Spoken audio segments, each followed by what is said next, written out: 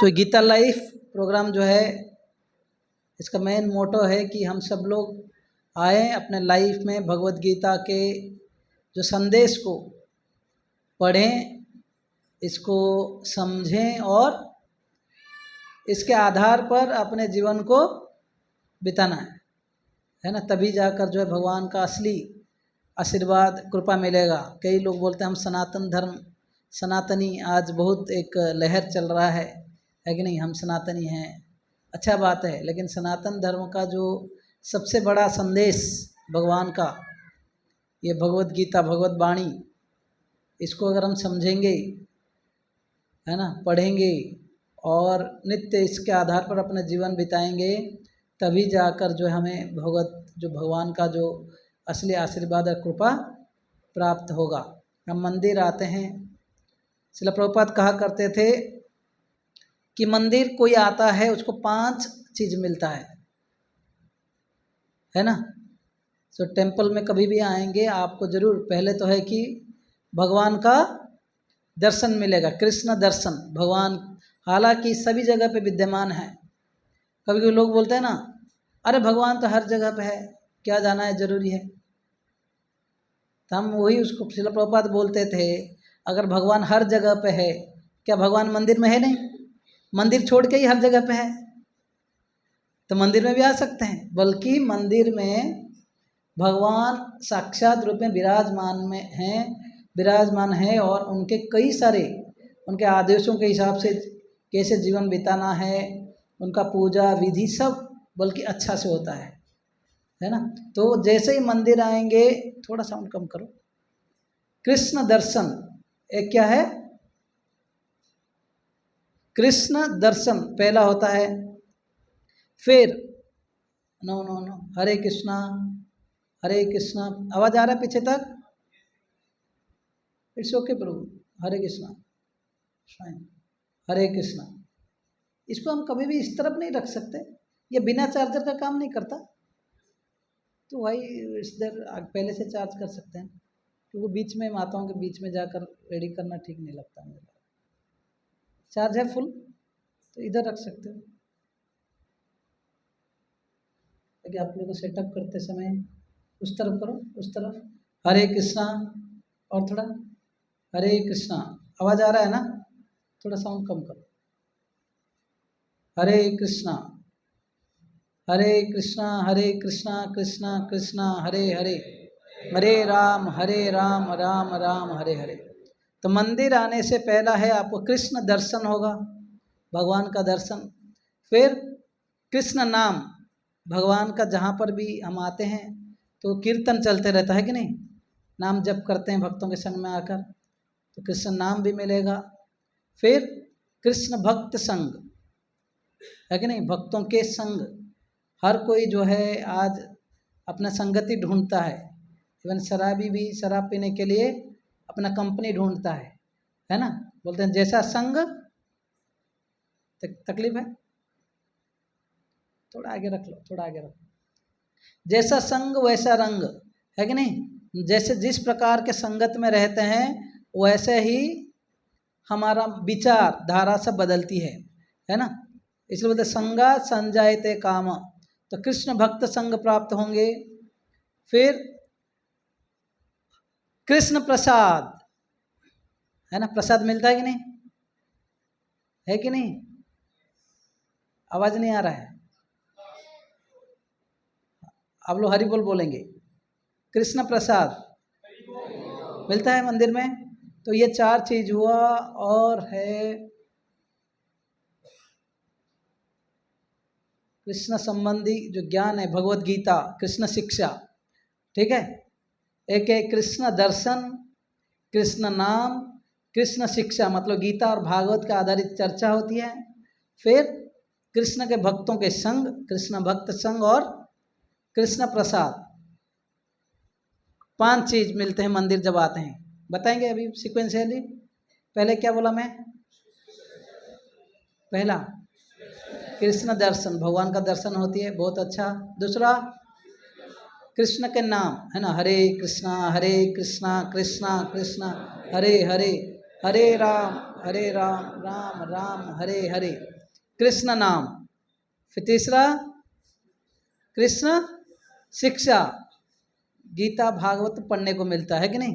गीता जो है भगवान का डायरेक्ट वाणी, भगवान का गीत है ना। और जो भागवत मतलब जो भगवान और भक्तों के बीच में आदान प्रदान।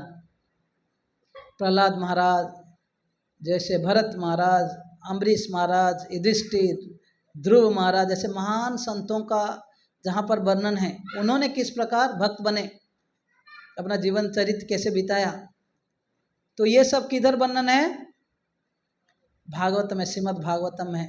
और उसके ऊपर भी एक पुस्तक है चैतन्य चरितामृत। श्री चैतन्य महाप्रभु ने जो है आकर यहाँ पर कैसे गीता भागवत का आधारित जीवन बिताना 500 साल पूर्व दिखाया था। आप लोग अगर भगवान का दर्शन करने जाएंगे तो सबसे एंड लेफ्ट ऑल्टर में कौन है, 2 जन हाथ खड़े कर के हैं, है कि नहीं। कई लोग को प्रश्न होता है, एक तो ये राधा कृष्ण को तो जानते हैं और सीताराम को जानते हैं, ये 2 कौन है, बराबर है। कितने लोगों को अभी डाउट है वो कौन है। अरे ऑनेस्टली हाथ उठाए तब बताऊंगा मैं। फुल हाथ उठाए। हाँ देखिए कई लोग हैं। कितने लोग को पता है कौन है, कौन बताएंगे, आप बताइए प्रभु जी। यस, कृष्ण बलराम, लेकिन उनका ये जन्म में क्या नाम है बताइए आप। यस, चैतन्य महाप्रभु और नित्यानंद प्रभु। मतलब जो कृष्ण बलराम प्रभु, साउंड में कुछ इश्यू है मुझे लग रहा है, कनेक्ट कर रहे हैं। हरे कृष्णा कृष्णा कृष्णा हरे हरे, हरे राम राम राम हरे हरे। तो हरे, तो कृष्ण बलराम कलियुग में स्पेशली अभी भगवान के रूप में नहीं आए हैं। किसके रूप में आए हैं, भक्त के रूप में आए हैं, है ना। जब हम प्रेयर गाते हैं ना, जय श्री कृष्ण चैतन्य प्रभु नित्यानंद, जो चैतन्य जो है, श्री कृष्ण चैतन्य जो है वो है स्वयं कृष्ण। नित्यानंद मतलब वो है बलराम। हाँ, तो वहाँ पर हैं हम जो दर्शन करते हैं। तो हम बोले कि कृष्ण दर्शन, कृष्ण नाम, कृष्ण शिक्षा, उसके बाद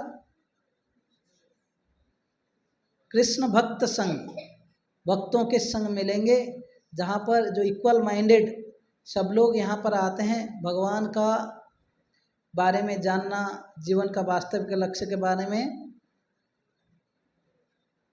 मतलब जिज्ञासा करना, है ना। तो ऐसे भक्तों के संग में हमारे जीवन में काफ़ी परिवर्तन आ सकता है। कृष्ण भक्त संग, फिर लास्ट में कृष्ण प्रसाद। अभी कौन बोलेगा एक साथ में पांचों, तो उसको तो प्राइज मिलेगा। हाथ उठाइए, नहीं हाथ उठाइए आप सब लोग। कितनों, किनको पांचों पूरा याद हो गया,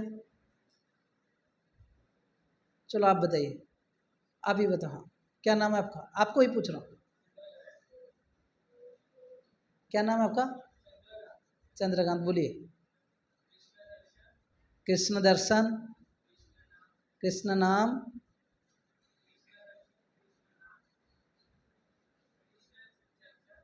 कृष्ण शिक्षा, हाँ,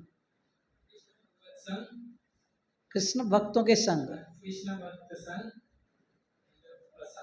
हरि बोल। उनके लिए एक बार जोरदार हरि बोल। चलो आपके लिए स्पेशल प्रसाद मिलेगा बाद में। और किसी को याद है। यस यस, एक मिनट। तो मुझे साउंड में कुछ, मेरा कान में गूंज क्यों रहा है, मुझे कुछ क्लैरिटी का प्रॉब्लम है। आप जब इधर रहोगे तब पता चलेगा। हरे कृष्णा, कौन बताए, हाथ उठाइए फुल। चलिए अभी वो इस तरह दीजिए, माता जी को दीजिए, वहाँ पे दे दो आस्तुष पे, वो साइड में। हाँ आप, नहीं नहीं इधर इधर, हाँ उनको दे दो। नहीं नहीं आपको पीछे पीछे, वो माता जी का, आप पुराना डिवोटी हो यार। हाँ हरे कृष्ण। यस। कृष्ण दर्शन, कृष्ण नाम, कृष्ण शिक्षा, कृष्ण भक्त संग, कृष्ण प्रसाद। हरि बोल। क्या नाम है माता जी आपका? शीतल। कहाँ पे रहते हैं आप? आंध्र। ओके, तो रेगुलर आएंगी आप? हाँ। Yes, thank you. और किसको याद है? नोट कर लो इन लोगों का, बाद में एक्स्ट्रा प्राइज देंगे इनको। यस, चलो माता जी, जो चश्मा जो पहनी है, आप अपने नाम पहले बताइए। सीमा सिंह। ओके। कृष्ण दर्शन। यस। कृष्ण नाम। कृष्ण शिक्षा। यस। कृष्ण भक्तों का संग। यस। और लास्ट में महाप्रसाद। हरि बोल। हरी बोल। थैंक यू माता जी। तो 3 जन बोले, और कौन किसके बाकी? प्रभु जी के पास। हरे कृष्ण। प्रभु जी, आपका नाम बता दीजिए पहले। हरे कृष्ण। अविनाश दुबे। अविनाश दुबे। कहाँ पे रहते हैं आप? खादर। यस, बताइए। कृष्ण दर्शन। ओके। कृष्ण नाम। यस। कृष्ण शिक्षा। कृष्ण भक्तों संग और कृष्ण महाप्रसाद। हरी बोल। और किसी को याद रहा? अभी सबको महाप्रसाद एक्स्ट्रा मिला। यस, माता जी को दे दो, आगे जो हाथ उठाए थे। मेरा नाम पुष्पा जोशी। पहले मंदिर में आएंगे तो कृष्ण दर्शन मिलेंगे। यस। कृष्ण नाम। कृष्ण शिक्षा।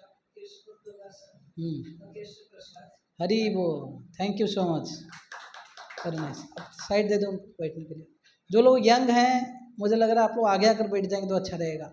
ओल्ड एज लोगों को पीछे बैठने के लिए। बच्चे आ जाओ आगे, यहाँ पे आकर मेरे पास में आ जाओ बिल्कुल, है ना, ताकि वो जो पीछे आएंगे। कुछ चेयर्स इस तरफ कम रहा है आज तो शुरू, इधर क्यों कम चेयर्स है? ठीक है ठीक है, उस तरफ रहने दो। आगे आ जाओ, आगे आगे थोड़ा हो जाओ, माताएं भी थोड़ा आगे आ जाओ, ताकि आप लोग इस तरफ बैठ जाए, right side. Hare Krishna. So thank you all of you for participating. तो क्लास में आएंगे तो आप लोग पार्टिसिपेट करना है, ठीक है? ये मानिए कि एक बस ठीक है, सेटल हो जाइए। ये मान के चलिए कि ये कोई खाली प्रवचन नहीं है, कोई स्पीच नहीं है, खाली सुन के जाएंगे। यहाँ पर आएंगे तो आप लोग, ये जैसे माने कोई क्लासरूम है, हरे कृष्णा, तो यहाँ पर आप पार्टिसिपेट करेंगे, कोई प्रश्न का जवाब देंगे, तभी जाकर जो है हमको पता चले आप लोग सीख रहे हो। नहीं तो आए और गए, है ना। अभी आप लोग सुने हो ना रामायण कैसे लगा एक बार, है ना, तो बिल्कुल जाकर क्लास में सोता था, आता था। हाँ, सीता कौन है पता भी नहीं है कि नहीं, पूरा रामायण सुना, सीता कौन है पता नहीं। तो ऐसे सुनना गलत है कि नहीं। अगर आपको नींद लग रहा है कि थोड़ा फ्रेश हो जाइए, वहाँ पे पानी है, ड्रिंकिंग वाटर भी है, फेस वॉश करने के लिए भी आप लोग जाएँ, वॉशरूम भी है। अगर किसी को कुछ लग रहा है, ये अच्छा व्यवस्था है पूरा, ठीक है। कुछ लाइट्स पीछे का बंद कर लो, और मुझे लग रहा है इतना लाइट्स जरूर नहीं है, बीच में भी कुछ लाइट्स बंद कर सकते हैं। तो आज हम भगवत गीता के दूसरा अध्याय श्लोक नंबर 8, 9 और 10 पढ़ने वाले हैं। कितने लोग भगवत गीता लाए हैं? ओके, अगले क्लास से आप लोग सब भगवत गीता लाइए। अगर भगवत गीता नहीं है, हमारे यहाँ पर पीछे जो टेबल में भगवत गीता हिंदी, मराठी और इंग्लिश रहेंगे। हाँ, ख़त्म हो गया है, तो यहाँ पर हैं, आप लोग आकर क्लास के बाद में भी खरीद सकते हैं बेसिक प्राइस में, और क्लास के अंत में हम लोग जप भी करेंगे, ठीक है। तो अभी हम प्रेयर दोहराएंगे, मेरे बाद में आप लोग प्रेयर दोहराइए, देन विल कंटिन्यू। बोलिए ओम अज्ञानतिमिरन्धस्य ज्ञानाञ्जनशलाकया चक्षुरुन्मिलितं येन तस्मै श्रीगुरवे नमः। नमो विष्णुपादाय कृष्णपृष्ठाय भूतले श्रीमते भक्तिवेदांत स्वामिनिति नामिने। नमस्ते सारस्वते देवे गौरवाणी प्रचारिणे निर्विशेष शून्यवादी पाश्चात्य देशतारिणे नमो महावदन्याय कृष्ण प्रेम प्रदायते कृष्णाय कृष्ण चैतन्य नामिने गौरतुषे नमः। हे कृष्ण करुणा सिंधु दीनबंधु जगतपते गोपेश गोपिका कांत राधा कांत नमस्तुते। तप्त कांचन गौरांगी श्री राधे वृंदावनेश्वरी वृषभानुसुते देवी प्रणमामि हरिप्रिये। वाञ्छाकल्पतरुभ्यश्च कृपा सिन्धुभ्यैव च पतितानां पावनेभ्यो वैष्णवेभ्यो नमो नमः। जय श्री कृष्ण चैतन्य प्रभु नित्यानंद श्री अद्वैत गदाधर श्रीवासादि गौरभक्तवृंद। हरे कृष्णा कृष्णा कृष्णा हरे हरे हरे राम राम राम हरे हरे। कं करोति वाचालं पंगुं लंघयते गिरिं यत्कृपातमहं वन्दे श्रीगुरुदीनतारिणं परमानंद माधवं श्री चैतन्येश्वरम्। इसका बच्चा है, बच्चों को थोड़ा बाहर ले लो, वहाँ पर उसके लिए कोई खेलने के लिए जगह होगा। सचिन ब्रो पास में कोई एक जन रहो। ये सेटअप कौन देखता है?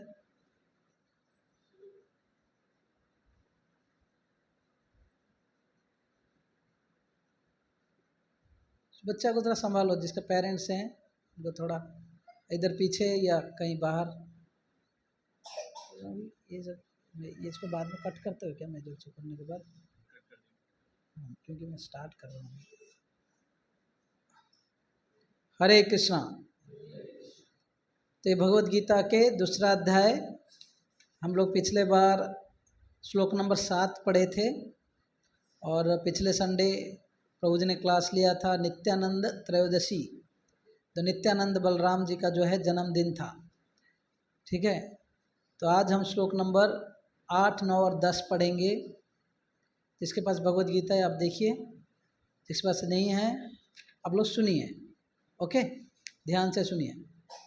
मैं पहले 7 नंबर का अनुवाद पढ़ूंगा श्लोक के साथ।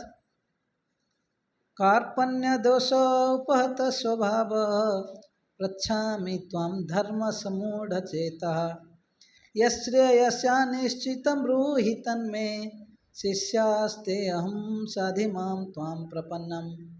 अब मैं अपनी कृपण दुर्बलता के कारण अपना कर्तव्य भूल गया हूँ और सारा धैर्य खो चुका हूँ। ऐसी अवस्था में मैं आपसे पूछ रहा हूँ कि जो मेरे लिए श्रेयस्कर हो उससे निश्चित रूप से बताएं। अब मैं आपका शिष्य हूँ और आपका शरणागत हूँ, कृपया मुझे उपदेश दें। तो ये श्लोक इसलिए अर्जुन बोल रहे हैं क्योंकि पिछले एक अध्याय में अर्जुन ने कई आर्गुमेंट दिया भगवान को कि मैं युद्ध नहीं करूँगा, क्योंकि युद्ध करने से हमारे सारे संबंधी मारे जाएंगे, है ना। संबंधी अगर मारे गए, युद्ध करके राजा बनने के बाद किसके साथ एंजॉय करेंगे, है ना। भोग करना है तो अपने संबंधियों के साथ, सबके साथ लेकर हम कहीं पार्टी करते हैं, लेकिन संबंधियां ही मर जाएंगे तो क्या फ़ायदा है। हालांकि अर्जुन को ये लोग ने, ये पंचु पांडव को कौरव जो दुर्योधन आदि भाई लोग ने, हालांकि इतना कठिनाई कष्ट पहुंचा है, फिर भी अर्जुन का ये महान गुण है, फिर भी ये इनको अपना संबंधी मान रहा है और यहाँ तक कि बोल रहा है इनको कैसे हम मार सकते हैं, लेकिन वो लोग तो आए हैं मारने के लिए, है कि नहीं। ये अर्जुन का महानता है। प्रभुपाद इसलिए बोलते हैं अर्जुन के हृदय में इस प्रकार की भावना की क्यों आ रहा है, क्योंकि वो भक्त है। जो भक्त होते हैं उनका हृदय कोमल होता है और कोमल होने के कारण, सॉफ्ट होने के कारण जो है अर्जुन भूल जा रहा है कि एक धर्म युद्ध है ना। धर्म युद्ध में धर्म का संस्थापना के लिए युद्ध हो रहा है, ना कि अपने सुख के लिए युद्ध हो रहा है। अर्जुन खाली अपना सुख वह सोच रहा है, धर्म के बारे में अभी भूल गया है। ये यही भूल जा रहा है। अर्जुन का कहना सब सही है, एक मोरालिटी के दृष्टि से, सामाजिक अगर क्या बोलते हैं मोरालिटी को हिंदी में, कई नैतिक शिक्षा के दृष्टि से अगर देखेंगे, हाँ किसी को क्यों हिंसा तो नहीं करना चाहिए, अहिंसा परम धर्म, फेमस डायलॉग है इंडिया में, गांधी जी बोला करते थे। लेकिन अहिंसा परम धर्म कहाँ पर लागू है? अगर अहिंसा ही परम धर्म होता, पुलिस डिपार्टमेंट क्यों होता गवर्नमेंट में, डिफेंस सिस्टम क्यों होता? जरूरी है। पता है आप, अगर बजट अभी अगर 2025 का कुछ ही दिन पहले डिक्लेयर हुआ, 25-26 जो भी, आप बजट में देखोगे सबसे मैक्सिमम अमाउंट ऑफ मनी किसके लिए दिया गया देश का? डिफेंस के लिए। 6.5 लाख करोड़ है ना, मतलब 6.5 लाख फिर करोड़, उतना फिर साथ जोड़ लो, इतने पैसे खर्चा होता किसके लिए? देश का सुरक्षा के लिए, देश का व्यवस्था के लिए। और वो कैसे होता है? और मानो दूसरे देश अटैक किया आपको, या देश के अंदर ही कई सारे जो है आतंकवादी डाकू निकल गए, है ना, तो हिंसा किस लिए जरूरी है? जब हिंसा किया जाता है धर्म का संस्थापना के लिए, देश का व्यवस्था सुचारू रूप में रखने के लिए, वो अधर्म नहीं है बल्कि धर्म है। तो इसलिए शास्त्र में ये 2 लाइन है, अहिंसा परम धर्म, उसका नेक्स्ट लाइन है हिंसा धर्म हिंसा तथैव च, लेकिन धर्म के लिए हिंसा जहाँ पे जरूरी है वहाँ पे करना चाहिए। लेकिन हमारा जो है एक डायलॉग हो गया है, गांधी जी बोला करते अहिंसा परम धर्म। अगर वहीं पे पूछा जाए तुम्हारा माँ बहन को कोई छेड़े, उस समय आपको क्या करोगे? बोलोगे अहिंसा परम धर्म, कोई बात नहीं, हाँ बोलेंगे ऐसे नहीं। तो इस प्रकार अर्जुन के हृदय में ये जो भावना आ रहा है, अर्जुन यहाँ पर जो है अपना सॉफ्ट हार्ट तो दिखा रहे हैं, लेकिन क्या हो गए हैं? थोड़ा सेल्फिश हो गए, अपने बारे में सोच रहे हैं। तो इसलिए अर्जुन को जो ज्ञान दिया गया भगवान के द्वारा, अर्जुन को सेल्फलेसनेस की तरफ लेने के लिए, है ना, अपने मत देखो, समाज का सोचो, धर्म का सोचो, है कि नहीं। ये खाली अपने परिवार वर्ग, लेकिन परिवार वर्ग भी अगर अच्छा हो तो अच्छा है, लेकिन ये लोग आतताई थे। जैसे कोई पुलिस के सामने ऐसे एक आ जाए कि अपना बेटा ही कोई चोर है या कहीं आतंकवाद है, उसको जब अरेस्ट करना है उस समय उसका धर्म का परीक्षा होगा, है कि नहीं, अभी वो क्या कर पाएगा। तो एग्जैक्टली वैसे ही अर्जुन के सामने, हालांकि आतताई लोग दुर्योधन दुशासन थे, लेकिन ये सब रिलेटिव्स थे। तो अर्जुन आए थे युद्ध करने के लिए, धर्म के लिए, लेकिन यहाँ पर थोड़ा भगवान के इच्छा से अर्जुन थोड़ा कोई सेल्फिश व्यक्ति की तरह, स्वार्थपर व्यक्ति की तरह व्यवहार कर रहे हैं। बोल रहे हैं मैं अपने रिलेटिव्स को कैसे मार सकता हूँ, इन लोगों को मारने से पाप चढ़ जाएंगे। और घर के जो रिलेटिव्स, जो बड़े फैमिली मेंबर्स के जो मेल मेंबर्स अगर मर जाते हैं तो क्या होगा? नेचुरली घर का जो है सुरक्षा कम हो जाएगी, और स्त्रियां कभी कभी दुष्कार्य में लग जाएंगे, दुष्कार्य में अगर लग जाएंगे तो वैसे क्या होगा? वहाँ पर अडल्टरेशन होगा, और वर्ण संकर जो बच्चे पैदा होंगे वो वर्ण संकर रहेंगे, मतलब कोई धार्मिक कार्य नहीं करेंगे, ऐसे ही गुंडेगर्दी जैसे कार्य करेंगे आगे जाकर। हाँ, तो इसलिए अर्जुन का कई सारा कंसर्न था, ये सब भगवान ने सुना। बोलते बोलते अर्जुन बिल्कुल कंफ्यूज हो जाता है, लास्ट में बोलते हैं हमको पता ही नहीं है कि मुझे युद्ध करना चाहिए या युद्ध नहीं करना। युद्ध करेंगे, है ना, जीत का तो कोई गारंटी नहीं। अगर उनको मारेंगे हम, किसके साथ एंजॉय करेंगे? अगर नहीं मारेंगे तो क्या है, खुद मरना है। दूसरा है कि अगर युद्ध भूमि छोड़ के जाएंगे तो फिर वहाँ पर भी लोग हमें निंदा करेंगे, संन्यास लेना एक ही उपाय हो जाएगा। तो इस प्रकार का अनेक कन्फ्यूजन के बाद अर्जुन जो ये श्लोक जो अभी हम पढ़े वहाँ पर बोलते हैं पृच्छामि त्वाम धर्म सम्मूढ़ चेता, ये धर्म क्या है मेरे लिए मुझे समझ में नहीं आ रहा है। आप जो है यह श्रेयस्यानिष्ट, मेरे लिए श्रेय कर क्या है, क्या सबसे अच्छा है मुझे बताइए। तो पिछले बार मैं बोला था कि श्रेय एक होता है, प्रेय एक होता है। श्रेयस मतलब लॉन्ग टर्म अच्छा। एक छोटा बच्चों को है ना, छोटे बच्चों को आप बोलोगे दिन भर खेलने के लिए वो खेलेगा, उसको बोले कल एग्जाम में पढ़ो, नहीं पढ़ेगा। तो उसके लिए श्रेय क्या है, अगर पढ़ाई करेगा उसके लिए आगे हितकर है। लेकिन प्रेय मतलब अभी खाली खेलते रहो और एग्जाम में फेल हो जाओ, है ना। तो अर्जुन यहाँ पर जो है भगवान पूछ रहे मेरे लिए सबसे अच्छा क्या, श्रेय क्या है, युद्ध करूं या नहीं करूं, करना है तो कैसे करूं, है कि नहीं।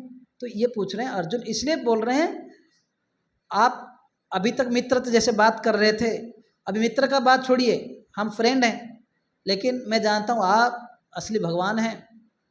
तो इसलिए बोलते शिष्यस्ते हम साधिमाम त्वाम प्रपन्नम, मेरे को शासन कीजिए और सही क्या है बुरा क्या है मुझे बताइए, है ना। यहाँ पर बोल रहे हैं शिष्यस्ते हम, मैं आपका अभी जो शिष्यत्व स्वीकार कर रहा हूँ। समझ में आया। तो अर्जुन यहाँ पर बोल रहे हैं कि मैं आपका शिष्य हूँ, मुझे सही मार्ग दीजिए। अभी श्लोक नंबर 8 से पढ़ेंगे, आप लोग मेरे बाद में दोहराइए, ठीक है। न ही प्रपश्यामि ममापनुद्या यत्शोकम उच्छोषणम इंद्रियाणाम अवाप्य भूमा असपत्नम रुद्धम राज्यम सुराणा अपि चाधिपत्यम। अनुवाद, मुझे ऐसा कोई साधन नहीं दिखता, अर्जुन यहाँ पर बोल रहे हैं। अभी भगवान बोलेंगे नहीं आप मेरे को छोड़ के और कई दूसरी जगह पे भी शरण ले सकते हो, तब अर्जुन ये बोल रहे हैं मुझे ऐसे कोई साधन नहीं दिखता जो मेरी इंद्रियों को सुखाने वाले इस शोक को दूर कर सकें। बोले ये जो शोक मुझे हो रहा है मेरे इंद्रियों को सुखा रहा है ना। पिछले कुछ श्लोकों में बोले थे मेरा गांडी मेरे हाथ से गिर रहा है, मेरा गला सूख रहा है, शरीर जो जल रहा है ना। ये कभी कभी जो व्यक्ति बहुत ही दुखी होता है, बहुत ही कुछ चिंताग्रस्त कुछ चीज़ों के लिए रहता है, तो ऐसे लक्षण देखे जाते हैं कि नहीं, होता है कि नहीं। तो अर्जुन ने बोला मुझे ऐसा कोई साधन नहीं दिखता जो मेरी इंद्रियों को सुखाने वाले इस शोक को दूर कर सके। स्वर्ग पर देवताओं के आधिपत्य की तरह इस धन धान्य संपन्न सारी पृथ्वी पर निष्कंटक राज्य प्राप्त करके भी इस शोक को दूर नहीं कर सकूंगा। बोला अर्जुन बोल रहा है जो युद्ध का परिणाम है जो दिख रहा है मुझे, अगर मैं इवन देवताओं के जैसे राज्य अगर मिल जाए, बहुत धन धान्य मिल जाए, ये सब मिलने के बावजूद भी ये मेरा सुख दूर नहीं कर सकता, मेरा शोक जो है दूर नहीं कर सकता। तो प्रभुपाद बहुत सुंदर बात बोलते हैं तात्पर्य में, हम लोग पढ़ेंगे, आप थोड़ा ध्यान से सुनिए, ठीक है। यद्यपि अर्जुन धर्म तथा सदाचार के नियमों पर आधारित अनेक तर्क प्रस्तुत करता है, किंतु ऐसे प्रतीत होता है कि वो अपने गुरु भगवान श्री कृष्ण की सहायता के बिना अपनी असली समस्या को हल कर नहीं पा रहा है। वो समझ गया था कि उसका तथाकथित ज्ञान उसके उन समस्याओं को दूर करने में व्यर्थ है जो उसके सारे अस्तित्व या शरीर को सुखा ये दे रही थी। उसे उन उलझनों को भगवान कृष्ण जैसे आध्यात्मिक गुरु की सहायता के बिना हल कर पाना असंभव लग रहा था। शैक्षिक ज्ञान, विद्वता, उच्च पद, ये सब जीवन की समस्याओं को हल करने में व्यर्थ हैं। यदि कोई इसमें सहायता कर सकता है तो वो है एकमात्र गुरु। अतः निष्कर्ष यह निकला कि गुरु जो 100% कृष्ण भावना भावित हो वही एकमात्र प्रामाणिक गुरु है और वही जीवन की समस्याओं को हल कर सकता है। भगवान चैतन्य ने कहा है कि जो कृष्ण भावनामृत के विज्ञान में दक्ष हो, कृष्ण तत्व वेता हो, चाहे वो जिस किसी जाति का हो, वही वास्तविक गुरु हैं। तो यहाँ पर ये तात्पर्य का ये पहला पैराग्राफ है। मतलब प्रभुपाद ये बोल रहे हैं जैसे अर्जुन इतने बड़ा राजा था, है कि नहीं, और इतना बड़ा योद्धा था, भगवान के मित्र था, अभी तक भगवान के साथ मित्रता के रूप में बात कर रहा था, लेकिन अचानक से अर्जुन ये बोल रहे हैं कि हे भगवान, है ना, हे कृष्ण जो है, आज अभी से आप मेरा गुरु बनिए और मुझे शासन कीजिए, क्योंकि दुनिया में और कोई राह नहीं दिख रहा है कि मेरे को जो दुख अभी दिख रहा है हो रहा है, इवन कोई धन संपत्ति राज्य भी मिल जाए वो मुझे दूर नहीं करेगा, ये मेरा दुख को दूर नहीं कर पाएगा। तो प्रभुपाद बोलते हैं यहाँ पर हाई एजुकेशन ना वेल्थ, क्या क्या लिखे हैं, उच्च पद, है ना, हाई पोस्ट पोजीशन या नॉलेज, इंटेलेक्ट या ज्ञान, है ना, या बहुत धन संपत्ति होना, ये सब जो है हमारा वास्तविक जीवन का समस्याओं को हटा नहीं सकता। इसलिए आप कभी कभी न्यूज़ में चैनल में देखते हो ना, अभी जस्ट पिछले साल या कभी एक IAS ऑफिसर ने सुसाइड किया, सुना आपने? हमारा IIT हैदराबाद का एक लड़का था, जिस ये कुछ जस्ट 3-4 साल पहले न्यूज़पेपर में आया था। वो बिल्कुल 4th ईयर में था, टॉपर था, 9.8 ऐसे कुछ उसका CGPA, मतलब 10 से 9.89 लाना बहुत बड़ा बात होता है। और इवन IIM एग्ज़ाम जो होता है MBA का, है ना, वो भी क्लियर किया हुआ था कुछ 99 परसेंटाइल ऐसे कुछ लाकर। और अचानक से एक दिन वो सुसाइड कर लिया, गले फांसी लगाकर सुसाइड कर लिया। और सुसाइड नोट था कि I do not find purpose to my life. शायद वो इस्कॉन में कहीं आ जाता, हमारे कुछ गीता लाइव क्लास वगैरह अटेंड करता। हाँ, I do not find purpose to my life, जीवन का लक्ष्य जो है मुझे पता नहीं चल रहा है। वही है, पढ़ाई कर रहा हूँ, है ना, कहीं टॉपर हो रहा हूँ, पैसा कमाऊंगा, खाऊंगा, एंजॉय करूंगा, उसके बाद क्या है ना। अभी यहाँ पर कई माता पिता से वृद्ध हो गए हैं, उनको पूछो, है ना, बचपन से वही कार्य चल रहा, वही खाना पीना सोना, है ना, बच्चों का देखभाल करना, अभी पोता पोती का देखभाल करना, और कुछ समय के बाद खुद रहेंगे नहीं रहेंगे पता नहीं, लेकिन इतना मेहनत किए किसके लिए कर रहे हैं। फिर जितना भी सब कमाए रखे सब कुछ छोड़ के जाना है, जो कि हम छोड़ना नहीं चाहते हैं। कितना मुश्किल है छोड़ना शरीर। हाँ, जिस घर को आप मेहनत करके जीवन का पूरा कमाई में EMI डाल के बिल्कुल कम बनाओगे, एक दिन वो घर से निकाले जाओगे आप। घर तो नहीं, जिस शरीर को आप इतना प्यार करते हो, क्योंकि शरीर के थ्रू आपको हर प्रकार के इंद्रिय तृप्ति सुख मिल रहा है, इसको भी छोड़ना है। Just imagine. इसलिए शास्त्र में बोला गया, जो मरते समय एक व्यक्ति को जैसे कोई 40,000 स्कॉर्पियन बिच्छू काट रहा है, उतना बिच्छू काटने के बराबर अब कष्ट होता है।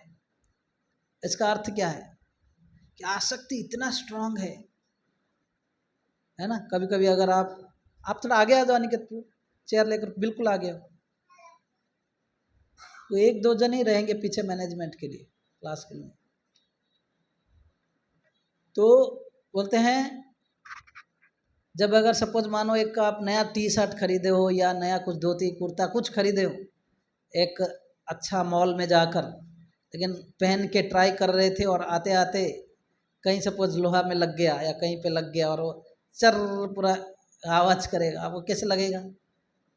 5,000 रुपया, 2,000 रुपया, 1,000 रुपया खरीद दे कर आए थे, ऐसे लगा कि मेरा हार्ट भी, है ना, कट रहा है। होता है कि नहीं? प्रैक्टिकल ना, क्यों? अभी तो वो शर्ट हमारे पास था नहीं, लेकिन अब दिल लगा के पैसा लगा के खरीदा है ना, हमारा आसक्ति है। वैसे हम लोग अपने शरीर से इतना आसक्त होते हैं, है कि नहीं?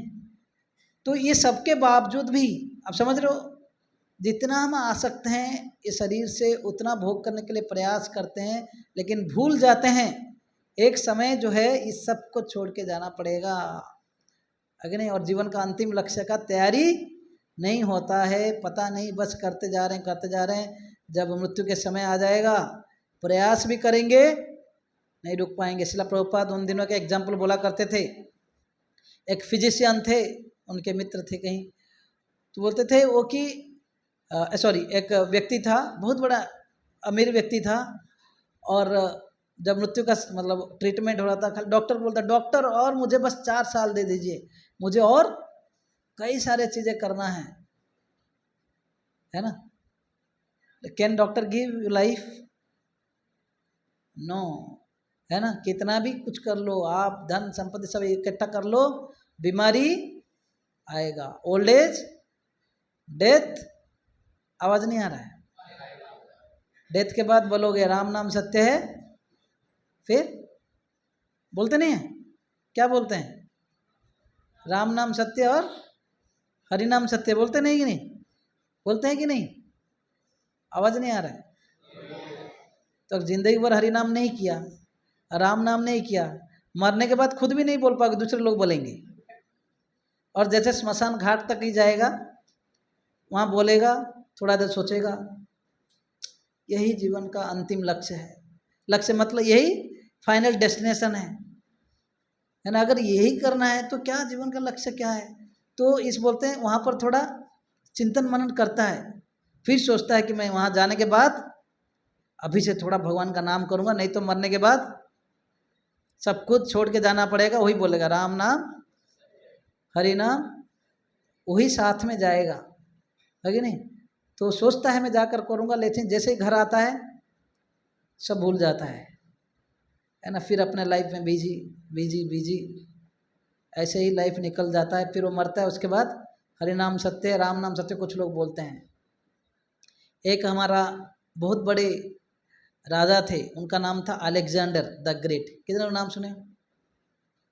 वो सारे दुनिया को विजय कर लिया बहुत कम उम्र में, ठीक है?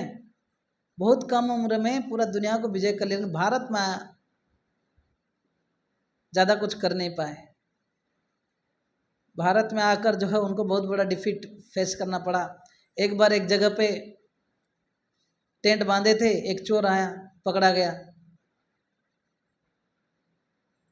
तो ये राजा के पास लिया, अलेक्जेंडर के पास, तो उनको कुछ पनिशमेंट देने वाले थे। तो व्यक्ति बोला, देखो मैं तो छोटा चोर हूँ, आप तो बड़े चोर हैं, क्यों? अभी मैं कुछ छुप छुप के कुछ बोल रहा हूँ कि मेरा है, मैं चोरी करने के लिए प्रयास करना हो, आप तो बिल्कुल टीम के साथ जाते हो, उसे किसी का छीनते हो, बिल्कुल है ना, अपने पूरा बलपूर्वक सब कुछ छीनते हो, तो आप बड़े चोर हैं, आप में मेरे में अंतर क्या है? तो ये सोचने लगा, बराबर है, हाँ। फिर कुछ समय के बाद यहाँ पे इनको जो है कुछ तो एक इतना राज्य विजय किया, लेकिन कुछ मलेरिया बीमारी से, इतना जो मच्छर काटने की वजह से कुछ मच्छर ने काट दिया, जिसके कारण मलेरिया बीमारी हो गया, और उसके बाद उनका मृत्यु हो रहा था। तब वो अनुभव कर पा रहे थे, मैं सारे दुनिया का, है ना, राजा समझ रहा था अपने आप को, लेकिन मच्छर के कारण मर रहा हूँ, हाँ। तो ही वाज टेलिंग, जो बोलता था ना पहले, अलेक्जेंडर द ग्रेट बोल के बोलता, आई एम द ग्रेट, है ना, आई एम द ग्रेटेस्ट बोलता था। तो letter on it said, I am the greatest fool, है ना, मैं बहुत बड़ा मूर्ख व्यक्ति हूँ। और लेकिन मृत्यु से पहले इन्होंने कुछ स्टैंडिंग इंस्ट्रक्शंस दिया था, बोला कि जब मैं मरूंगा आप लोग ये करना, मेरा जो कॉफिन जिसमें मैं मेरा शरीर को ढाकेंगे, मेरा हाथ को जो है खुला रखना, ये दिखाने के लिए कि मैं जितना सारे दुनिया में जो इकट्ठा करके लाया था, मतलब जो इकट्ठा किया था, जाते समय खाली हाथ आए थे, हाँ, बोले खाली हाथ जाएंगे, है ना। बीच में कुछ समय के लिए पकड़ लेते हैं, ये मेरा है, वो मेरा है, ये मेरा संबंधी है, इसमें लगे रहते हैं। तो ये पहला इंस्ट्रक्शन था, जब मर जाऊंगा मेरा हाथ को ऐसे खुला करके वो जो डेड बॉडी को ले जाना। दूसरा बोला, और जितना मैं धन संपत्ति इकट्ठा किया हूँ, है ना, जितने सारे वैल्यूएबल ज्वेल्स, ये सब क्या करना, रास्ता में फेंकते जाना, है ना, क्योंकि ये सब हम लेकर जा नहीं पाएंगे। फिर तीसरे बोले थे, जो लेकर जाने वाले लोग हैं वो डॉक्टर्स को बोलना कि मेरे को कंधे करके लेंगे, क्योंकि डॉक्टर्स भी हमें बचा नहीं पाएंगे। समझ में आ रहा है? तो ये सब हम भूल जाते हैं बार बार। तो यहाँ पर अर्जुन बोल रहे हैं, इवन इफ मुझे अगर देवताओं के संपत्ति मिल जाए, राज्य मिल जाए, बहुत धन धान्य मिल जाए, लेकिन मेरा जो जीवन का वास्तविक समस्या है, जो ये शोक है, लैमेंटेशन है, ये सब खत्म नहीं होगी। इसलिए ये केवल तभी संभव है, अर्जुन को समझ पा रहा है, अगर मैं किसी प्रामाणिक गुरु के पास पहुंच जाऊं। इसलिए कृष्ण को बोल रहे हैं, कृष्ण आप मेरा गुरु बनिए, क्यों? उनको पता है कृष्ण कोई ऑर्डिनरी व्यक्ति नहीं है। कृष्ण बंदे जगत गुरु, है ना, ये जगत के गुरु हैं। हालांकि बड़ा कृपा पूर्वक मेरा मित्र बने हैं, लेकिन अर्जुन यहाँ पर कृष्ण को अपना गुरु बना रहे, बोले मुझे, है ना, शिष्यास्ते अहम साधिमाम त्वाम प्रपन्नम, और आपके बगैर ये मेरा जो शोक कोई नहीं दूर कर सकता। शिला प्रभुपाद ये बोल रहे हैं, हाई एजुकेशन नीदर योर ओपुलेंसेस, है कि नहीं, ना हाई पोस्ट, ना नॉलेज, ये सारे चीज़ें जो है आपका समस्याओं को दूर नहीं कर पाएगा जब तक हम एक प्रामाणिक गुरु के पास नहीं जाते हैं। गुरु के पास जाएंगे, गाइडेंस मिलेगा, जीवन का लक्ष्य क्या है पता चलेगा, और उसी के आधारित पर जिएंगे तो हमारा दुख शोक सब दूर होगा। अभी गुरु कैसे हम पहचाने कि कौन प्रामाणिक गुरु है? तो यहाँ पर प्रभुपाद बोल रहे हैं, चैतन्य महाप्रभु ने बोला है, वो प्रामाणिक गुरु हैं जो कृष्ण के संबंधी, जिनको असली पूरा ज्ञान है। किबा विप्र किबा न्यासी शूद्र के नय, जय कृष्ण तत्व बेता से गुरु होय। वेदर कोई सन्यासी हो या ब्राह्मण हो या कोई शूद्र हो, अच्छा ढूंढना जरूरी नहीं है कि गुरु जो है बिल्कुल ब्राह्मण ही होना चाहिए, ना सन्यासी होना चाहिए, नहीं, जो कृष्ण के बारे में जानते हैं, जय कृष्ण तत्व बेता से गुरु। कृष्ण तत्व मतलब भगवान कौन है, कृष्ण कौन है, लेकिन कृष्ण का आदर्शों के आधार पर जो जीवन जी रहा है, तो वैसे व्यक्ति से अगर आप ज्ञान लेंगे तो आपको सही डायरेक्शन मिलेगा, वो वास्तविक गुरु है ना। तो इसलिए कभी कभी हम लोग ढूंढते हैं कि भारतीय गुरु होना चाहिए या ब्राह्मण होना चाहिए, ऐसा नहीं है। जो भी कृष्ण भक्ति स्वीकार किया है, जो इसके आधार पर अपन जीवन जी रहा है ना, ब्रह्मणि उपसमाश्रयम, है ना, कृष्ण या शास्त्रों के आधार पर, वाणी के आधार पर जो जीवन जी रहा है वही गुरु है कि नहीं। इसलिए एक तो छोटे छोटे गुरु हैं, 4 प्रकार के गुरु हैं। एक के बोलते पथ प्रदर्शक गुरु, कोई आपको बोल रहा है, क्लास में बुला रहा है, चलो ISKCON आइए, ये क्लास अटेंड कीजिए, आपको अच्छा लगेगा, तो उसको बोलते हैं कोई गाइड किया थोड़ा, क्या बोलते हैं, पथ प्रदर्शक गुरु, ठीक है। तो इसके ऊपर है, कुछ दिन के बाद आते हैं तो रेगुलरली क्लास अटेंड करते हैं, कई सारे समस्याओं के लिए अप्रोच करते हैं, तो शिक्षा गुरु बोलते हैं। ओके, तो ये जो काउंसलर सिस्टम है, इट्स नॉट शिक्षा गुरु, इट्स अ मेंटरिंग सिस्टम, ठीक है। फिर इसके ऊपर है दीक्षा गुरु। कुछ दिन शिक्षा लेने के बाद एक गुरु से हम दीक्षा लेते हैं, जो हमें हमारा उद्धारक होते हैं, वो कुछ मंत्र देते हैं, उसको जप करते हैं हम रेगुलर बेसिस में, जो नियम फॉलो करते हैं वो हमें वास्तविक ये दुनिया से दूसरी दुनिया ले लेते हैं, उनका नाम है दीक्षा गुरु। और एक है चैत्य गुरु, जो हमारे चित्त हृदय में जो बैठे हुए हैं, भगवान परमात्मा के रूप में बैठे हैं, उनको बोलते हैं चैत्य गुरु, ठीक है। कितने प्रकार के गुरु हैं? पहला पथ प्रदर्शक, जो भी आपको गाइड कर रहे हैं या आपको बुलाए क्लास के लिए, यू शुड रिमेंबर देम। हमें कृतज्ञ रहना है, भूलना नहीं है। जो कभी व्यक्ति बहुत महान बन जाता है, कभी कोई याद करता है कि उन्होंने मुझे मेरा क्लास में लेकर आए थे, शिला प्रभुपाद हर बार कहा करते थे, नरेन बोल के मेरा मित्र था जिसने मुझे फोर्सफुली मेरे गुरु के पास लेकर गए थे, भक्ति सिद्धांत सरस्वती ठाकुर। वो अगर नहीं होते, नरेन थैंक यू, है ना, अगर वो नहीं होते शायद हम लोगों को इस्कॉन सोसाइटी नहीं मिलता, ये ज्ञान नहीं मिलता। उनका जो फ्रेंड को हम लोग को बहुत आभारी रहना चाहिए, फोर्सफुली बोले कि चलो नहीं, ये गुरु समथिंग डिफरेंट। शिला प्रभुपाद जब घर में थे, उनके घर में कई साधु संत आते थे, उनका पूरा भरोसा टूट गया था कि कई साधु संत गांजा लेते हैं, कई लोग खाली धन के पीछे रहते हैं, है ना। तो उनको ऐसे कोई बोनाफाइड गुरु नहीं मिल रहे थे या साधु नहीं दिख रहे थे, तो शिला प्रभुपाद जाना नहीं चाहते थे, लेकिन उनका फ्रेंड जो नरेन बोल के खींच के लिया, तो उनके कारण जो है आज देखो शिला प्रभुपाद कहाँ से कहाँ जाकर बाद में अपने गुरु के आदेशों को हाथ में लेकर सारा विश्व में प्रचार किया, है कि नहीं। तो हमें जो पथ प्रदर्शक गाइड कर रहे हैं उनको भी हमें ग्रेटफुल रहना चाहिए। जो हम इनके ये शब्दों में हम मेंटर बोलते हैं, आपको रेगुलर बेसिस में बुलाएंगे, बोलेंगे ये करो वो करो, उनको आपको टच में रहना है। देन शिक्षा गुरु, है ना। फिर तीसरा दीक्षा गुरु। कुछ समय तक आप जब शिक्षा लेते हैं, गीता भागवत पढ़ते हैं, इस्कॉन का 4 नियम फॉलो करेंगे, no meditating, no gambling, no intoxication, no illicit sex. तो इसी प्रकार 4 नियम जो है हम फॉलो करते रहेंगे। 16 माला धीरे धीरे भगवान का नाम जप करेंगे, तो कुछ दिन के बाद उसको रेकमेंड किया जाता है काउंसलर्स के द्वारा, मेंटर्स के द्वारा कि है ना दीक्षा लेंगे बोल के। तो फिर वो दीक्षा गुरु दीक्षा देते हैं, और कोई व्यक्ति ऐसे प्रैक्टिस करते थे लाइफ टाइम तक। एक समय पर directly you will feel the presence of Lord. चैत्य गुरु परमात्मा हालांकि हम हृदय में बैठे हैं, उनका बात हम डायरेक्टली नहीं सुन पाते हैं, इसलिए वो दीक्षा गुरु शिक्षा गुरु के रूप में आते हैं। लेकिन हमारे हृदय में चैत्य गुरु जो है हर समय है, वो गाइड करते हैं। जब आप भगवान को बहुत व्याकुल होकर प्रार्थना करते हो कि मुझे सही रास्ते में लीजिए, तब जाकर आपको ऐसे सत्संग मिल जाता है। बोलते कृष्ण कृपाते गुरु मिले। जो कृष्ण जो हमारे हृदय में बैठे हुए हैं, अगर कृपा करते हैं, एक व्यक्ति को ऐसे सत्संग मिलता है या बोनाफाइड गुरु मिलते हैं। इसलिए यहाँ पर बोल रहे जय तत्व बेता सही, जय कृष्ण तत्व बेता सही गुरु हो।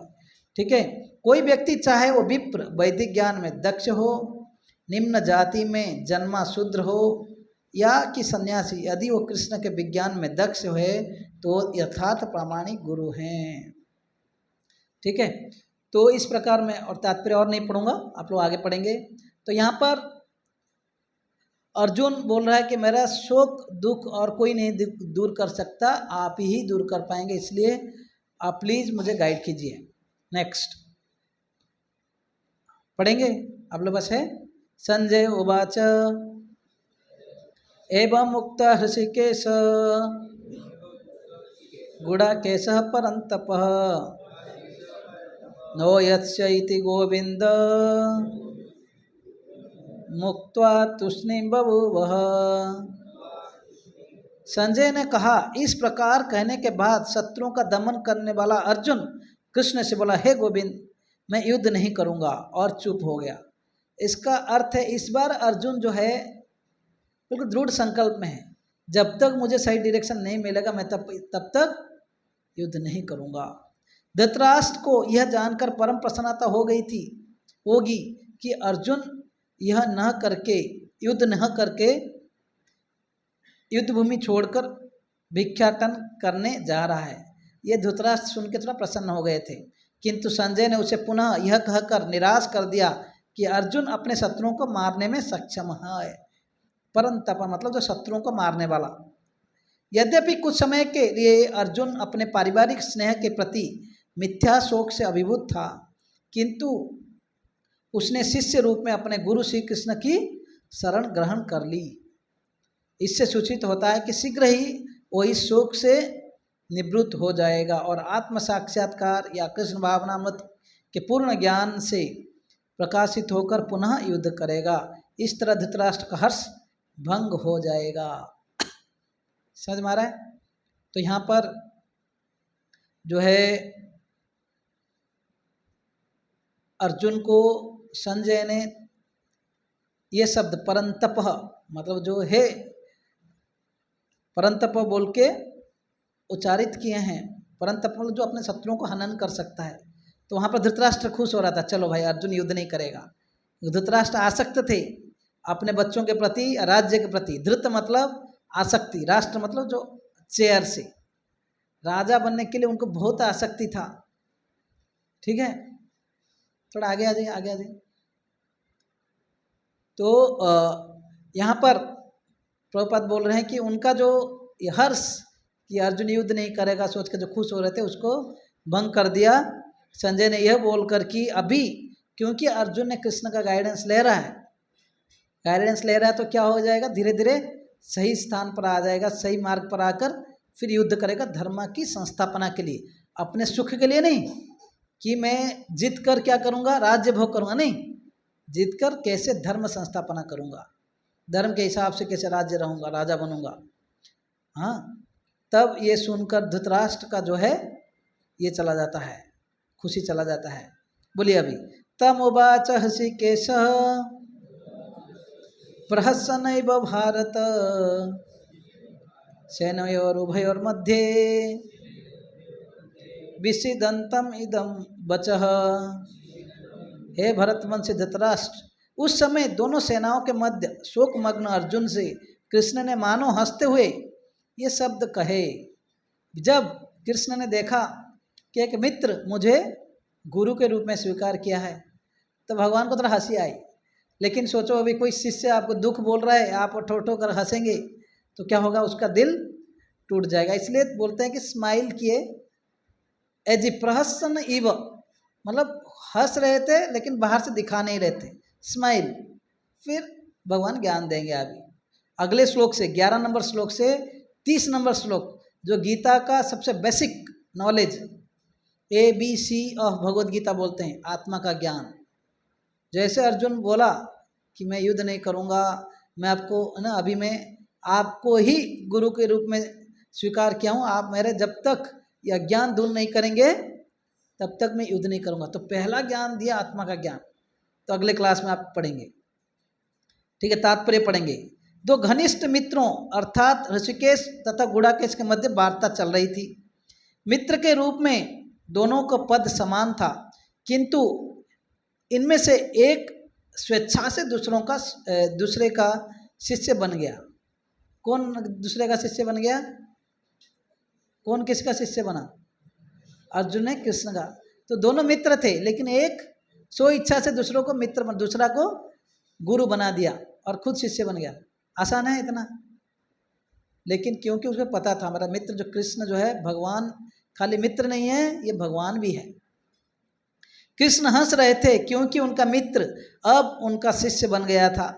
सबों के स्वामी होने के कारण वे सदैव श्रेष्ठ पद पर रहते हैं, तो भी भगवान अपने भक्त के लिए सखा, पुत्र या प्रेमी बनना स्वीकार करते हैं। किंतु जब उन्हें गुरु रूप में अंगीकार कर लिया गया तो उन्होंने तुरंत ही गुरु की भूमिका निभाने के लिए शिष्य से गुरु की भांति गंभीरता पूर्वक बातें की, जैसा कि अपेक्षित हैं।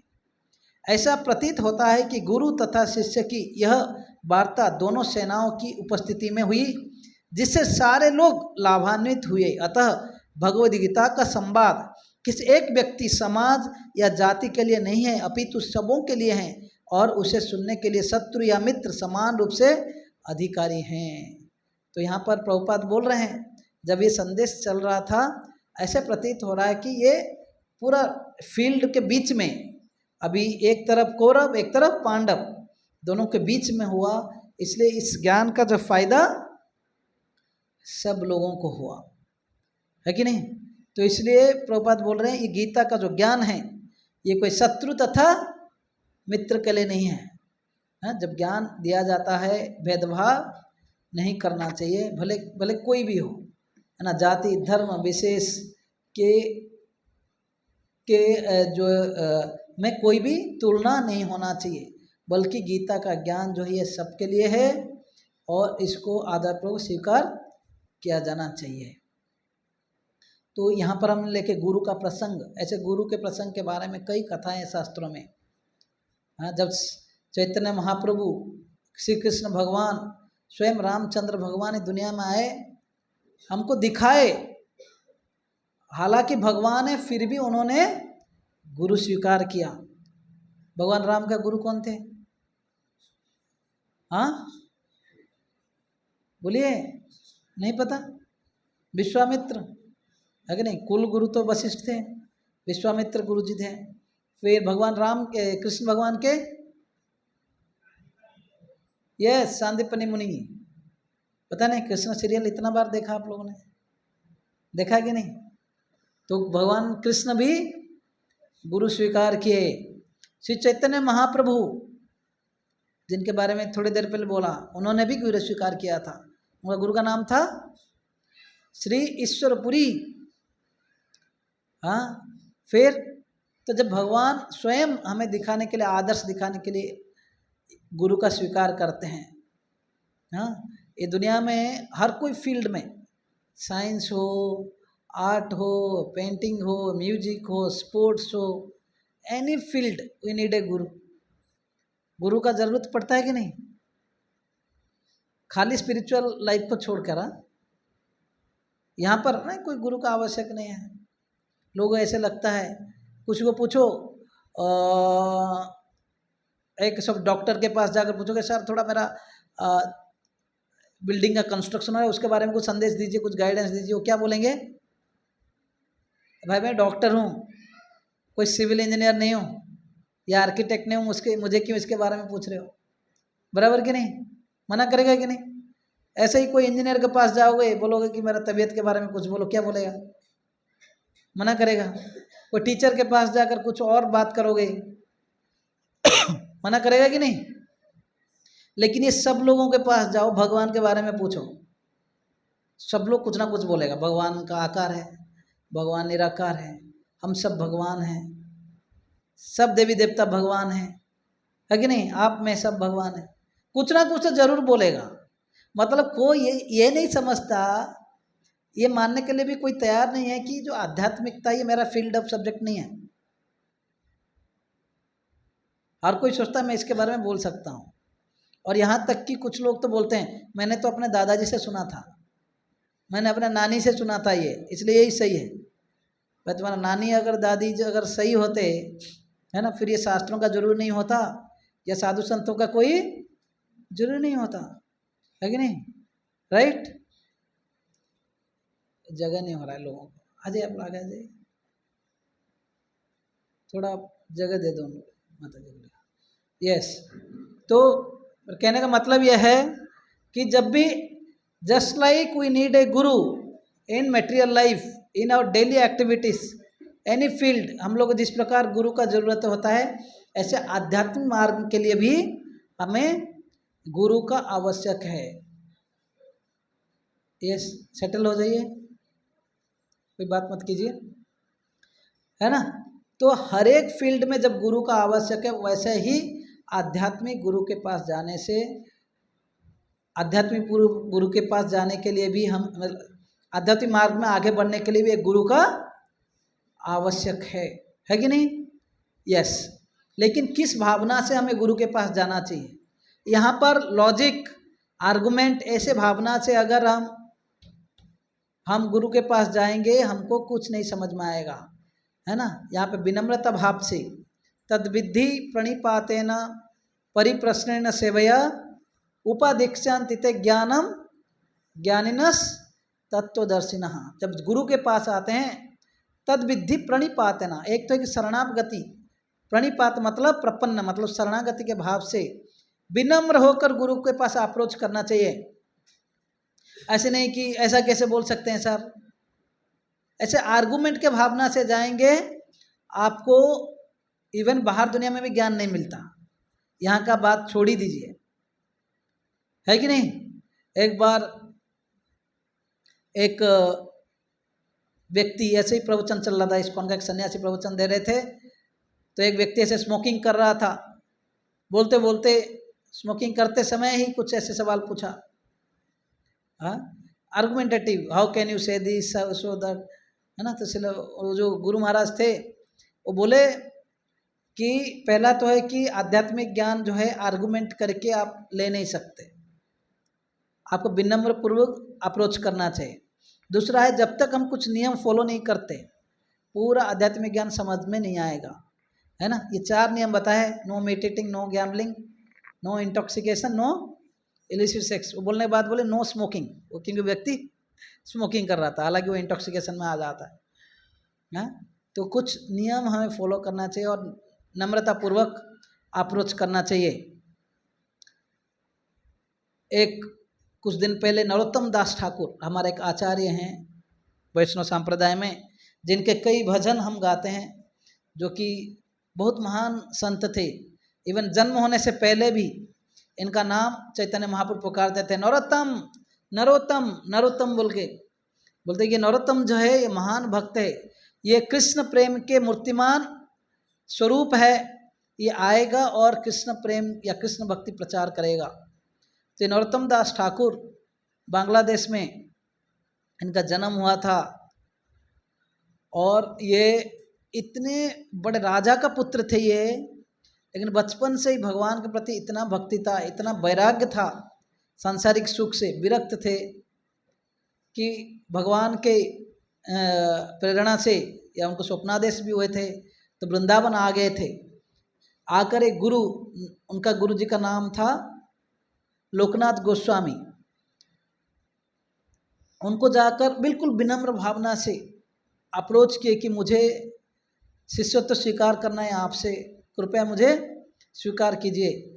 लेकिन लोकनाथ गोस्वामी महान संत थे, वो भी यही बोलते थे कि मैं इतना, आप इतना एजुकेटेड हो, है ना, आप बड़े राजा का पुत्र हो, मैं तो एक, है ना, छार, हाँ, मैं गुरु बनने के लिए लायक नहीं हूँ, है ना, मेरे के लिए कोई शिष्य जरूरी नहीं है ना, आप कहीं और से दीक्षा ले लीजिए। या कभी कोई बोलते थे कि मैं महाप्रभु को पूछूंगा, है ना, जब वो परमिशन देंगे तब दूंगा। तो ऐसे कई दिन वेट कर लिए नरोत्तम दास ठाकुर। देखिए कैसे ये महान भक्त थे, जो आने से पहले चैतन्य महाप्रभु स्वयं बोले थे कि नरोत्तम आ रहा है, जो कृष्ण प्रेम, जो भक्त इतना महान भक्त होगा कि उसके लिए मैं कृष्ण प्रेम वहाँ पे पद्मावती नदी में, है ना, वहाँ पे मैं रखा हूँ, कनाई नटसाला बोल के एक जगह है बांग्लादेश में, वहाँ पर जो है पद्मावती रिवर में मैं कृष्ण प्रेम रखा हूँ।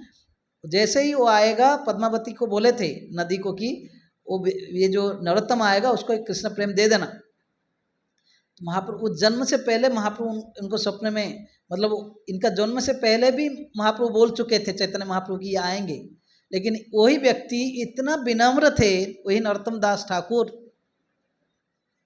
कि अपने गुरु के पास जब जा रहे हैं गुरु मना कर रहे हैं, कई बार हो गया। तो करीब जब उनका गुरुजी लोकनाथ गोस्वामी एक बार,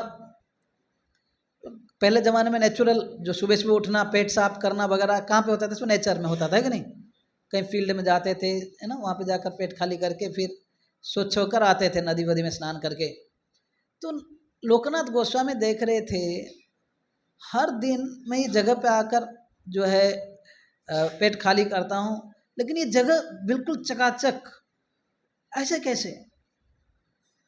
जंगल में जनरली, है ना, कई जगह गंदा रहते हैं।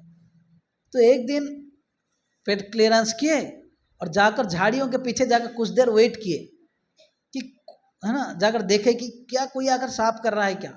तो जाकर देखते हैं थोड़े देर में नरोत्तम दास ठाकुर आ गए।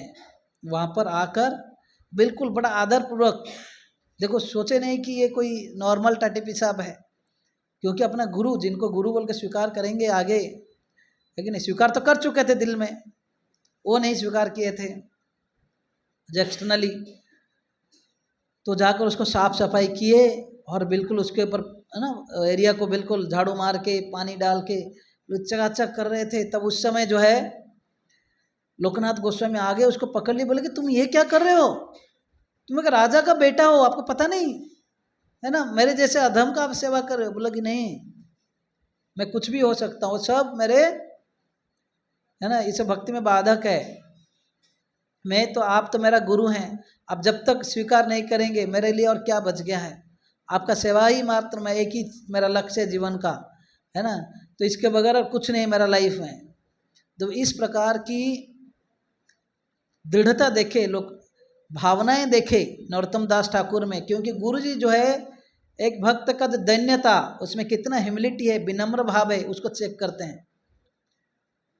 और फिर उनको तभी जाकर है ना शिष्य तो उनको शिष्य रूप में स्वीकार किया। तो इस प्रकार नरोत्तम दास ठाकुर, कल शिला भक्ति सिद्धांत सरस्वती ठाकुर, हमारे जो शिला प्रभुपाद आप ऑल्टर में देखते हैं पीछे बैठे हुए हैं गुरुजी, और तीनों ऑल्टर जो शिला प्रभुपाद जो इस्कॉन का संस्थापक आचार्य हैं, इनके गुरुजी शिला भक्ति सिद्धांत सरस्वती ठाकुर के कल आविर्भाव तिथि है ना, आविर्भाव की तिरोभाव आविर्भाव है, मतलब उसी दिन उनका दुनिया में अवतरण हुआ था।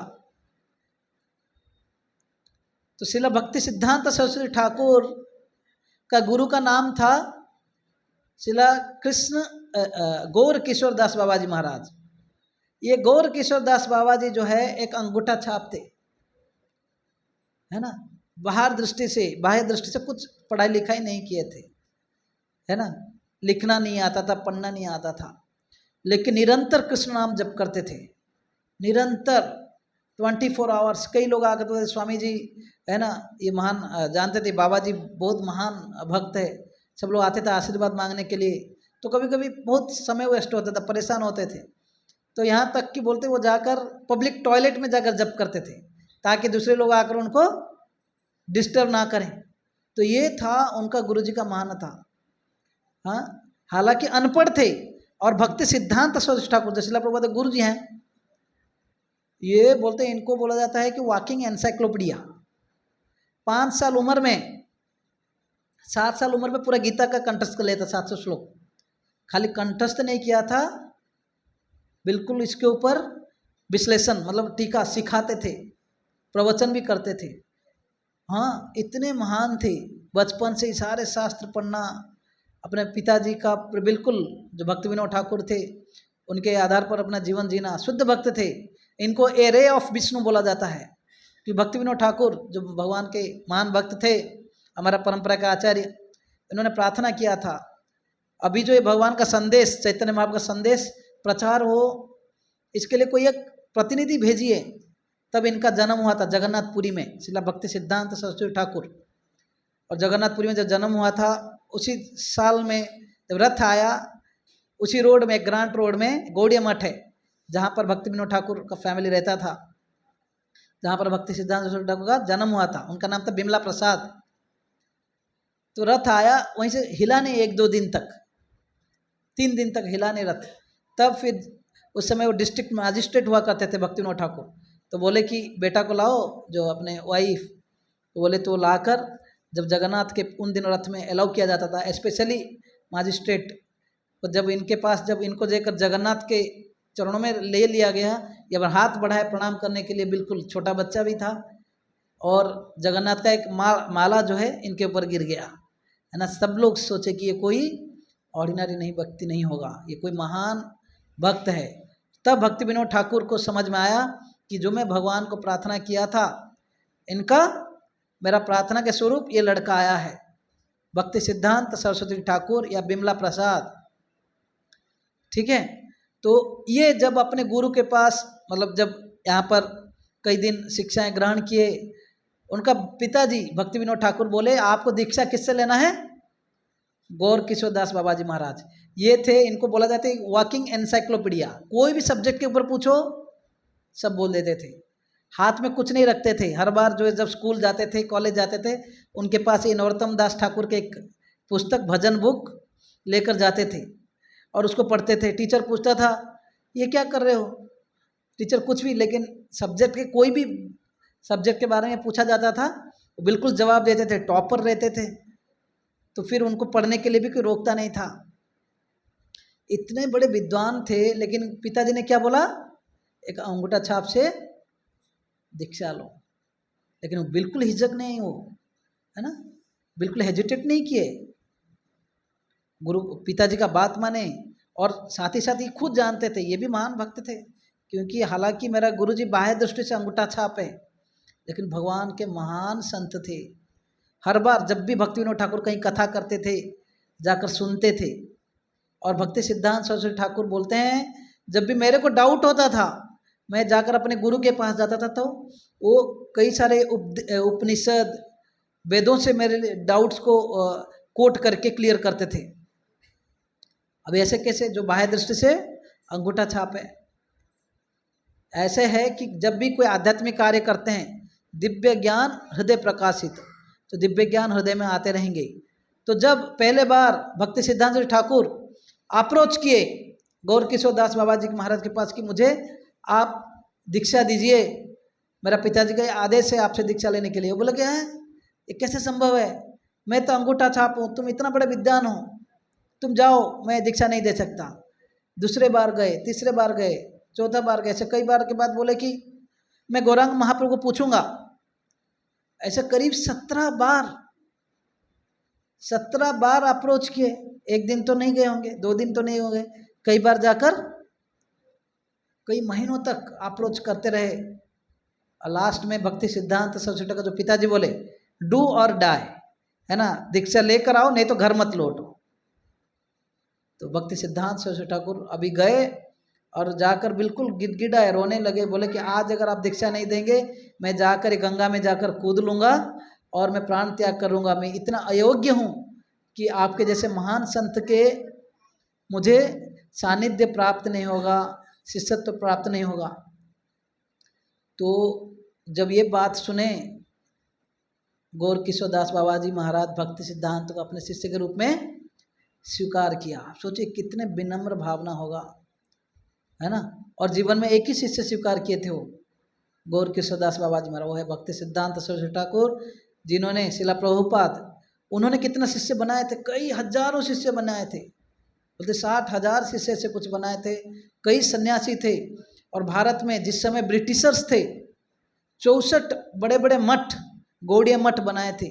आप आज अगर अलालनाथ जगन्नाथपुरी में जाएंगे, कितना बड़ा मठ है उनका। बॉम्बे में भी गौड़ीय मठ हैं। तो ऐसे कई गौड़ीय मठ उन्होंने संस्थापना किया, ब्रह्मचारी को रहने के लिए आश्रम बनाया, गाइड किया। और शिला प्रभुपाद गृहस्थ थे, उनको ये आदेश दिए पहला मीटिंग में कि आपको इंग्लिश आता है ना, आप एजुकेटेड हो, क्यों ना ये भारत का ये जो संदेश है, वैदिक संदेश, सारा विश्व में प्रचार हो। उनके बात सुन के शिला प्रभुपाद वो संदेश को अपने दिल में गहराई से लिया। करीब 40 साल के तैयारी के बाद जाकर सारे विश्व में प्रचार किया, है कि नहीं। तो ये है मतलब गुरु के पास जाने के लिए कितना दैन्यता, कितना विनम्रता। जितना भी एजुकेशन है, जितना भी आपका धन है, वो सब साइड में, हाँ, ये सबसे आप गुरु को खरीद नहीं सकते। एक बार शिला प्रभुपाद भक्ति सिद्धांत सरस्वती ठाकुर के क्लास में बैठे थे, तो किसी एक अमीर व्यक्ति के सामने बैठे थे और उसके साथ बात कर रहे थे। तो शिला प्रभुपाद ने बोला, वो जो अमीर व्यक्ति को बोला, ओ बाबू क्या सोच रहे हो, आपने कुछ डोनेशन दे के हमको खरीद लिया। तब वो बिल्कुल साइलेंट हो गए, क्योंकि भक्ति सिद्धांत सरस्वती ठाकुर सिम्हा गुरु बोला जाता था। Was like a lion. उन दिनों रॉयल रेस बोल के एक कार में घूमते थे, जो कि इंडिया में बस 2-3 लोगों के पास था, है ना। सूट, है ना, ऐसे सूट कोट सब पहनते थे, पहनकर जाकर प्रचार के लिए निकल पड़ते थे। कोई सन्यासी ऐसे कोई हिम्मत नहीं किया तभी कोट सूट पहन के जाकर प्रचार करेंगे। हाँ, ये है भक्ति सिद्धांत सरस्वती ठाकुर और शिला प्रभुपाद। जो ये दोनों जो चर्चा कर रहे थे, एक को तो बोला कि आप बहुत धन दे दियो, क्या उससे मुझे खरीद लियो क्या। दूसरे से प्रभुपाद को बोले कि आपको लग रहा है मेरे से ज्यादा ज्ञान है, पता, आकर बैठो, इधर बैठ के ज्ञान दो। राइट। तो भले कुछ भी हो, तो इसलिए जो है गुरु के सामने हर समय एक व्यक्ति को विनम्र रहना चाहिए। इसलिए तद्विधि प्रणिपाते न परिप्रश्न न सेवया, उनका सेवा करना चाहिए, तब जाकर प्रश्न पूछेंगे, तब जाकर जो है हमें सही ज्ञान मिलेगा। उपादेक्षान्तिते ज्ञानम ज्ञानिनस् तत्त्वदर्शिनः। तो अर्जुन हालांकि इतना बड़ा योद्धा था, लेकिन अपने परिस्थिति समझ पा रहा था कि अभी मैं बिल्कुल कंफ्यूज हूँ, युद्ध करूँ नहीं करूँ, करने से सामने वाले, अगर युद्ध में हम तो मरेंगे, इधर हारे जाएंगे, या सामने वाले मरे भी जाएंगे, हम राजा बन भी गए तो कैसे एंजॉय करेंगे। ये सब डाउट से ऊपर उठने के लिए कृष्ण को अपना गुरु के रूप में स्वीकार किया। और ये 3 श्लोक में संजय फिर बाद में बोलते हैं कि अभी अर्जुन बैठ गया बिल्कुल, जब तक कृष्ण डाउट क्लियर नहीं करेंगे तब तक और ये अर्जुन युद्ध नहीं करेगा। इसलिए प्रहसन नहीं वो भारत, भगवान जो कृष्ण अभी जो मित्र के रूप में थे, थोड़ा अपने हंस को जो स्माइल को कंट्रोल करते हुए तुरंत गुरु का रोल ले लिया और तभी से चालू कर देंगे अगले क्लास से। ठीक है, तो आप सब लोग मेरा विनती है स्पिरिचुअल लाइफ यहाँ पर जब आते हैं हमें विनम्र भाव से रहना चाहिए, पूछना चाहिए, इंक्वायरी करना चाहिए। आपको जो कई लोग मेंटर्स कॉल करते हैं उनको डायरेक्टली पूछ सकते हो, और क्लास के बाद में या कभी भी मेरा नंबर भी ग्रुप में आप लोग मिल जाएगा। मेरा नाम पंचायत और भक्तदास, ठीक है। तो मेरा नंबर भी आप रख सकते हैं, ऐसे कुछ स्पेसिफिक डाउट है या कुछ पूछना है तो हम लोग जो है हर समय अपना डाउट्स क्लियर करेंगे और विनम्र भाव से रहेंगे, भक्ति में धीरे धीरे आगे बढ़ेंगे। यहाँ आकर ये नहीं बोलना कि मुझे ये आता है वो आता है वो आता है, ठीक है। यहाँ आकर आपको विनम्र भाव से रहेंगे, आपको और भी सीखने को मिलेगा, है ना। जस्ट लास्ट शॉर्ट स्टोरी में मैं क्लास ख़त्म करूँगा। एक बार एक मृदंग टीचर के पास 2 स्टूडेंट आए, बोले कि हमको मृदंग सीखना है। तो पहला लड़का गया, बोला कि देखो मैं पहले ये बीट सीखा हूँ वो बीट सीखा हूँ, ऐसे बजाना आता है मुझे। तो गुरुजी ने बोला कि आपका चार्जेस है पर मंथ 200 रुपीज़। बोला ठीक है। तो दूसरा स्टूडेंट गया और गुरु के पास बोला कि मुझे कुछ नहीं आता है। तो गुरुजी ने बोला तुम्हारे लिए चार्जेस है 100 रुपीज़, वही चीज़ सिखाऊंगा। तो ये जो पहला लड़का बोला कि आश्चर्य हुआ, बोला ऐसे क्यों गुरुजी, मुझे तो इतना कुछ आता है ना, आपको तो मेरा चार्ज कम करना चाहिए। बोले जो एक्स्ट्रा 100 रुपीज़ है ना, वो तुम्हारा दिमाग में जो कचरा सीख के रखे उसको हटाने के लिए है, और ये प्लेन है, इसको कुछ नहीं पता, तो इसको मैं जो ज्ञान दूंगा फटाफट पकड़ेगा, हैं। तो इसलिए इसके लिए चार्जेस 100 रुपीज़ है। तो जब गुरु के पास जाते हैं तब हमें ये सोचना चाहिए कि मैं विनम्रता से दंते तृणधरी गौर, है ना। बोलते कि दांत में तृण, पहले ज़माने में घास तिनका, घास की तिनका ले लेते थे, गुरु को अप्रोच करते थे। इसका अर्थ है अरे जब घास का तिनका मुंह में कुछ बोल पाओगे, चुप रहेंगे ना। तो ऐसे बोलते हैं कि जब रूप गोस्वामी सनातन गोस्वामी ये दोनों बहुत बड़े विद्वान थे, 6 गोस्वामी से 2 हैं, सबसे श्रेष्ठ हैं रूप सनातन। जब चैतन्य महाप्रभु को प्रथम बार अप्रोच किए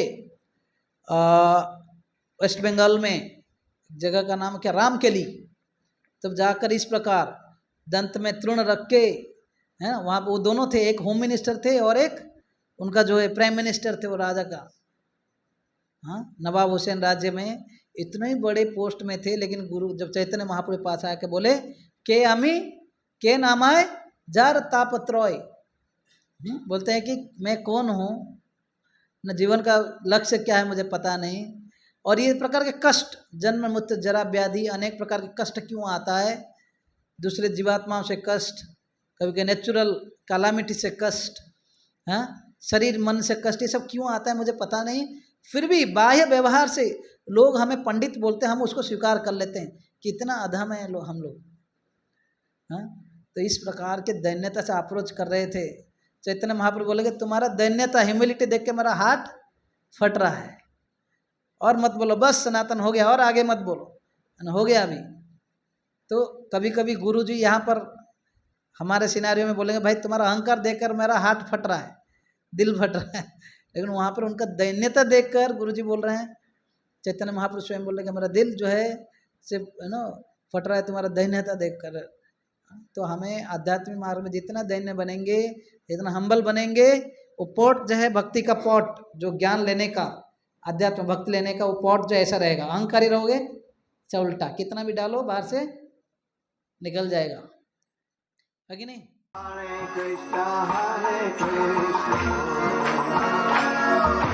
Krishna, Krishna Hare Hare.